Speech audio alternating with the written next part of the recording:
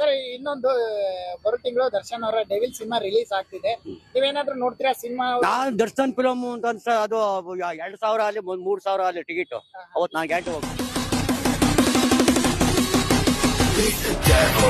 ಅಂದ್ರೆ ಅವರು ಪತ್ನಿಯವರು ವಿಜಯಲಕ್ಷ್ಮಿ ಅವರು ಸಿನಿಮಾಗೆ ಬೆನ್ನೆಲುಬಾಗಿ ನಿಂತಿದ್ದಾರೆ ಈಗ ಪ್ರಚಾರಕ್ಕಾಗಿರ್ಬೋದು. ಒಪ್ಕೊಂಡೇ ಬುದ್ಧಿ ಸಾರ್, ನಾನು ಹೇಳಿದ್ರೆ ಅರ್ಥ ಮಾಡ್ಕೊಳ್ಳಿ. ದರ್ಶನ್ ಇವತ್ತಿಲ್ಲ ನಾಳೆ ಬಂದೇ ಬರ್ತಾರೆ. ಅವ್ರು ಏನು ಕೆಟ್ಟದ್ ಮಾಡಿಲ್ಲ.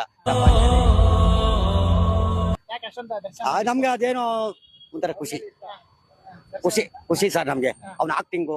ಕೆಲವರು ಹೇಳ್ತಾರೆ ಸರ್ ದರ್ಶನ್ ಸಿನಿಮಾ ಅವರು ಅಂದಾಗ ಬರೀ ಹುಡುಗರು ಅಷ್ಟೇ ಹೋಗ್ತಾರೆ. ಇಲ್ಲ ಸರ್ ಆ ತರದೆಲ್ಲ ಅಂದ್ರೆ ಬಟ್ ಈಗ ನನಗೆ ಬಂದೆ, ಈಗ ನನಗೆ 60 ವರ್ಷ ವಯಸ್ಸು, 62 ನಡೀತಾ ಇದೆ. ಈಗ ನಾನೇ ಚಿಕ್ಕ ಹುಡುಗನೇನು ಅಲ್ಲ. ನಾನು ನಾಳೆ ಮೊಮ್ಮಕ್ಕಳು ನೋಡಿದ್ದೀನಿ. ನನಗೆ ಅರ್ಥ ಮಾಡ್ಕೊಳ್ಳಿ ಸರ್, ನಾನು ನಾಳೆ ಮೊಮ್ಮಕ್ಕಳು ನೋಡಿದ್ದೀನಿ. ಆಯ್ತಾ, ನಾವು ನೋಡ್ತೀವಿ ಸರ್. ದರ್ಶನ್ ಫಿಲಮ್ ಮಾತ್ರ ಒಂದು ಬಿಡಲ್ಲ. ದರ್ಶನ್ ಅವರ ನೋಡ್ತೀರಾ? ನೋಡ್ತೀವಿ ಸರ್.